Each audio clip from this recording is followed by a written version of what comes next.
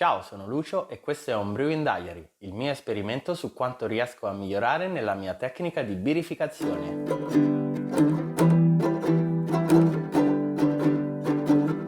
Faccio la birra in casa da 4 anni, ma ho scoperto la birra bevendo una di quelle strong commerciali che si vendono al bar.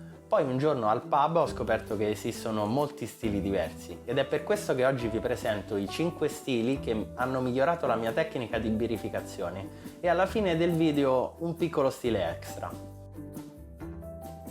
La Blanche nasce in Belgio 400 anni fa e tende a scomparire finché Pierre Celis del birrificio Hoegaarden non la riporta in vita durante il Novecento. È uno stile che prevede una dose folle di cereali non maltati, principalmente frumento, per una percentuale del 50%. Oltre a questo ci devono essere sentori di buccia d'arancia amara, che originariamente veniva dalla colonia olandese del Curaçao, e di coriandolo.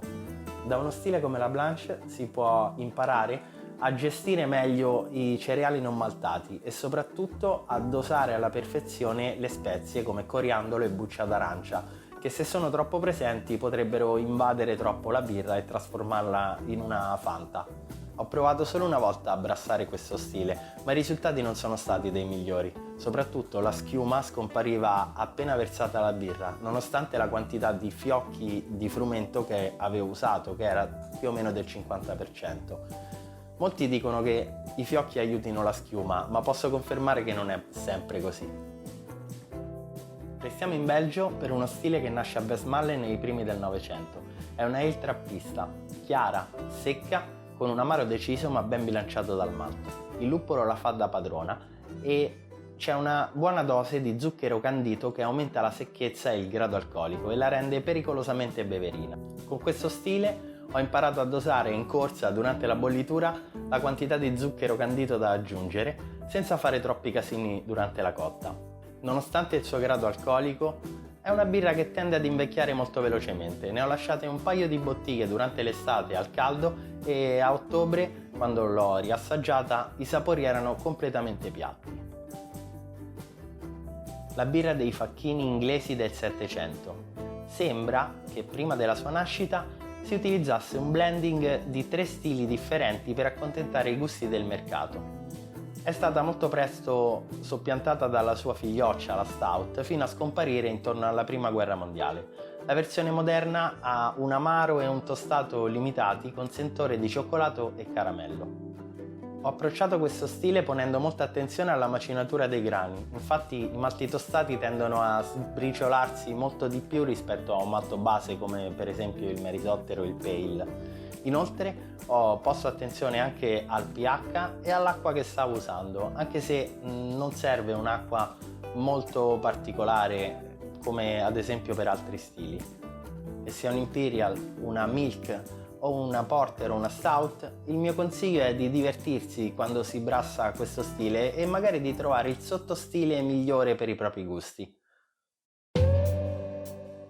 La India Pale Ale nasce nel Settecento in Inghilterra e sembra essere una birra progettata appositamente per viaggiare, infatti doveva essere trasportata in India verso i coloni inglesi, anche se all'epoca anche la Porter veniva trasportata nei transatlantici.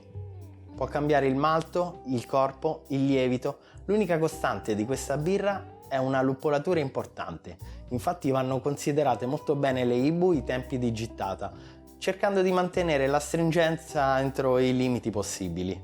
Con questo stile ho fatto il mio primo dry hopping e da lì non mi sono più fermato. Infatti sembra che questa tecnica sia nata proprio con le India Pale Ale. Quando si fa dry hopping ovviamente è molto importante sanificare tutto ciò che entra a contatto con il mosto e oltre a questo il consiglio che mi sento di dare è di mantenere la temperatura di fermentazione controllata il più possibile. Al ritorno dalla Seconda Guerra Mondiale, in Gran Bretagna tutti volevano le lager.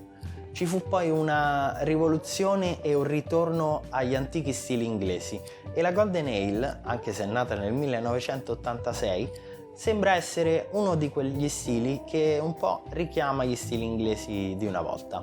È una session beer chiara e luppolata, ma è molto più bilanciata rispetto a una IPA che è decisamente più spostata sull'amaro.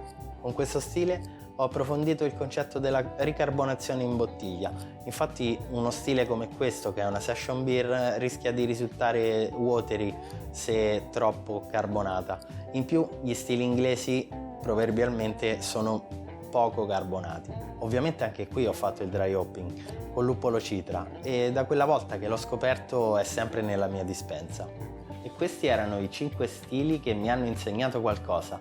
Ma prima di scoprire il sesto stile un po' più particolare, iscriviti al canale e raccontami nei commenti quali sono i tuoi stili preferiti. Questo stile nel 1700 era considerato la birra per eccellenza. Era bevuta dai minatori ed era molto alcolica. Infatti mild, che vuol dire leggero, non si riferiva al grado alcolico, ma piuttosto alla luppolatura. Invece per il grado alcolico si usavano addirittura classificarle con delle X da 1 a 5. È uno stile che non ho mai brassato, ma che vorrei tanto, e la sfida su questo stile sarebbe quella di brassarlo un po' alla cieca, senza avere degli esempi commerciali da provare, in quanto in Italia sono un po' difficili da trovare, e affidarmi solamente alle descrizioni storiche e ovviamente a tutti i libri e le guide che esistono. E se sei arrivato fin qui, lascia un like, iscriviti al canale e ci vediamo alla prossima!